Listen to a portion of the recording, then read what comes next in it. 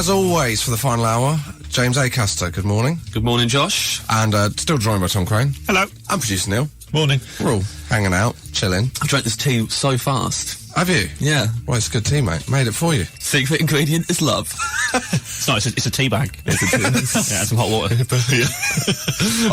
Craig's been peeking in the kitchen while you've been making this. Anyway, we're talking about a couple of things this morning, James. Right. Number one, this came up last week with our discussion about Gus Honeybun. So I wonder whether you've already... Did your local TV have any quirks or weird things to it when you were growing up? Not Catman TV, very... What was your area? East Anglia. So we had Look East on the news and stuff like that. We had very little things that were exciting. Did you have any presenters of note that went on to anything? Or... Absolutely not. all of them, I think, now are working at the Kevin branch of Sainsbury's, and no, not really doing much. I mean, you know, my family got on the news once because we went. But everyone. It was there was a new shoe factory opening in A new shoe factory? Yeah, a new one. How many were there? Well, there was Northampton. Yeah, Northampton, the cobblers, Cobblers. But we had a new one opening in Kettering, and Prince Philip came down to open it. But yeah, he said something to my sister. I can't remember what it was. She was like, 5 at the time. My dad maintains it was out of order. I can remember watching it back on the news, excited. But I don't remember actually seeing Prince Philip. I remember turning up at the shoe factory, and I remember watching it on the news. But I don't remember. I wonder if there'll be footage somewhere. It could be a little Prince Philip making an ill-judged comment to your 5-year-old sister. Yeah. Now, the other topic we are talking about was prom mishaps. Yeah, I had a prom, and I was one of the kids in school who was into Nirvana and such. So to me, the prom was absolute tosh. I was like, this prom is nonsense. I hate the prom. And there was a prom committee, which was just about 10 of the more popular children in the year, so obviously we all thought that was total tosh as well. And maybe it would have been cooler if you hadn't been using the word tosh. Yeah. Until somehow they managed to land the Foo Fighters. This be tosh. But basically, we said to one of the girls, Charlotte Rowe, who was on the committee. There was a girl at my school called Charlotte Rowe. Oh, really? Well, Charlotte Rowe was a very nice person, still is. If you're listening, Charlotte, congratulations on your upstanding moral fibre. But she, we complained to her, said this prom is rubbish, we're not going to go to this prom, me and my friends. What did you dislike about the prom? It was all going to be music we didn't like, it's just stuff we weren't into. Also, we all knew fully well we weren't going to get dates. So, we were in advance saying that the prom was rubbish. And, she was like, well, what music would you like? And she was like, and we were all in a band at the time. We said, kind of music our band plays. And she went, okay. And then she came back next day and said, your band's playing at the prom. Sorted it out. Wow. Playing at the prom, it's sorted. And so we what was your band called? See, this is the thing, right? the lead singer was another girl. She named the band. Right. We didn't see this coming, the rest of us. It completely got in the radar. She named it Charlotte's Own. Turned out it was a jab at Charlotte Rowe. Oh! As in, a thing like, this girl thinks she owns everything because she's so popular, my word. And then obviously Charlotte got very upset because she had been, the main person who got us on the bill. So she put good Charlotte. That's what I said. I really think that's the way it resolved. You then got on and they changed the name. We all read Charlotte's Web. Amazing. We had a barn dance once a year. This is true. Oh, gosh. Where my imaginary blues play. Well, I think that should draw a line on the whole thing. This is XFM. Josh Widdicombe podcast. XFM. For those wondering whether Tom Crane is an eligible bachelor, would you like to tell me, James and Neil and the listeners what job you've just landed? Because it makes me laugh so much. I can't say the magazine, but a very, very well-known magazine. If you were to think a woman's magazine that would perhaps be read by people from Sex and the City or people like that. We're going to be their single man in the city, their dating expert. You look like you've just seen a ghost. Words fail me. What? Yeah, so I'm going to be taking you through the trials and tribulations of dating and showing, giving my advice on what I think about love. I hope they're giving their sub-editor a bonus. Well, I'll be giving them a bonus. She'll be giving me you can get the idea. That's how you got something that won't make print, but yeah. I could not. Your agent is good. Whoever you got representing you at the minute, Crane, is a magician. To give you an idea, to give us an idea, Crane. Yeah. What? Give me a recent dating anecdote that would show why you're such a good dater. Okay. What's a bad one? Okay. A while back. How about this? I went on a date with a girl, and I get quite tired, and before I have something, when I'm worried about something, I seem to go a bit drowsy, like before gigs, and I stretch, I touch my toes, and I do this sort of business. And I was touching my toes and limbering up as she came around the corner of the date. Nothing says I'm going to get lucky, like touching your toes before a gig. Looking at yourself in the mirror. But we're going to do this, come on. But I didn't see her for a while, so I was limbering up for a good 10 seconds. She was just watching me stretch as I got ready. How did the date go? It was weird from the off. Yeah. Yeah, it was kind of... I don't know, it's too much pressure. Put it this way, he didn't pull a muscle. Yeah, so that could mean anything. So Britain's number one single... Yeah, exactly. At Tom Crane. Astonishing, just astonishing. Astonishing. What are you... I can teach you a thing or two. What's your first article? The first one was on playing hard to get. Oh, you're very good at that. Josh Widdicombe. Podcast. XFM. That was Florence and the Machine on XFM, and now we come to that point in the show. It is James Acaster's classic scrape. Pray silence. So I was doing some stretches, and a lady I actually was doing stretches in this story, funnily enough, at one point. It's because it's been me playing badminton. I play badminton every week with my friend Sam, who's infinitely better than me, and always beats me. Yeah. And this week we were playing against each other, and there was two ladies on the court next to us. Oh, Crane. Here we go. Now my ears perk up. Talking my language. Snake and an apple. They were playing as well, and one of the ladies just walked over to us and just went, doubles. Like, but not even like, do you want to play doubles? She just went, doubles. You versus us. And had you noticed if they were any good? Yeah, they were awful. Okay. I looked over at them and they were worse than us. Yeah. Sam's good. Sam used to play squash for the county. So they just came over and she said, doubles. You boys versus girls. Okay, fine. And we started playing, and about 2 minutes into the game, two men walked in and looked at us just agog. Wow. Couldn't believe, and I was like, I'm really impressed at how much we're thrashing these girls. And then one of the guys looked over at one of the women and went, what's this? What's going on? Oh my word. And she was like, you were late. If you're late, this is what happens. Oh! We fight some other men.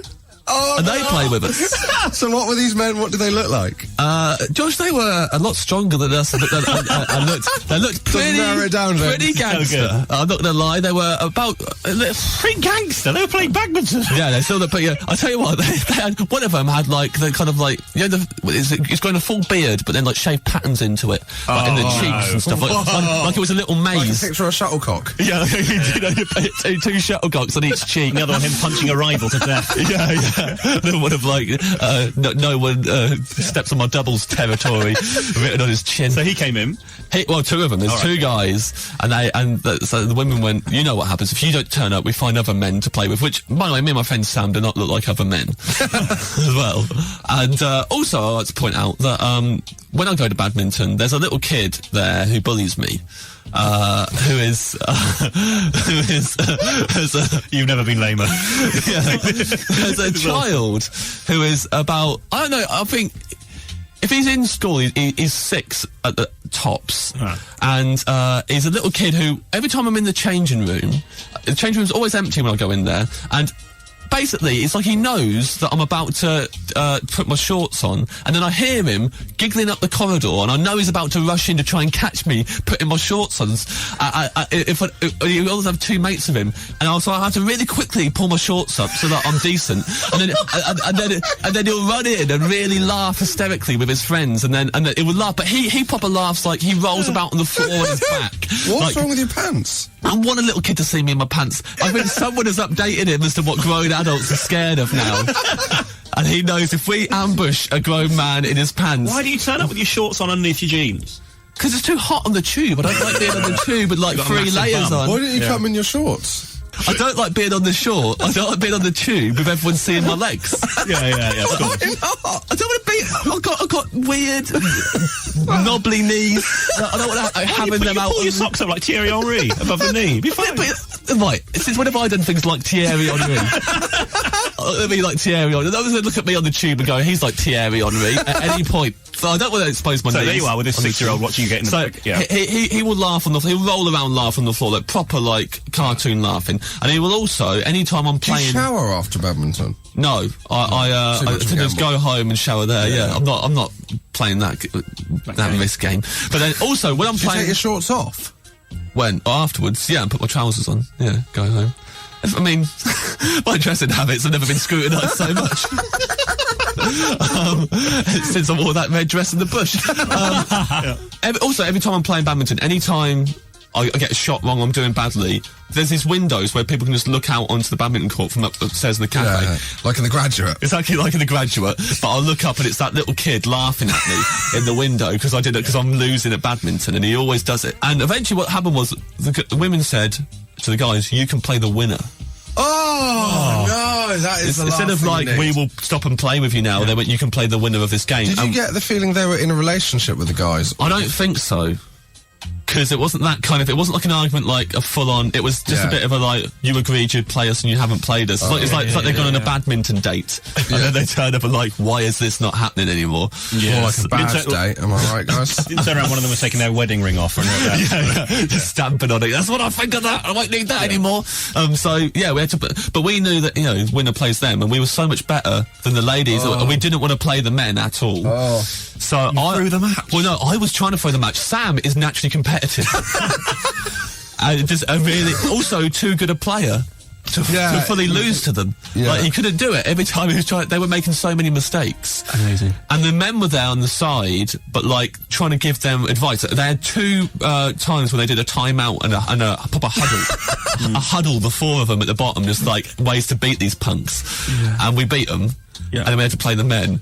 We thrashed them even easier. They were so bad. Yeah. It was so bad. And like, I was playing, I'm looking up at the gallery, seeing the little kid crying. I was like, you take that, you little nuisance, you Satan! Little devil! Well, that should have ended with you kissing one of the ladies and then looking up at the little boy because he's aware that's his mother. And then one going, you won't be coming in on me pulling my shorts up later on tonight.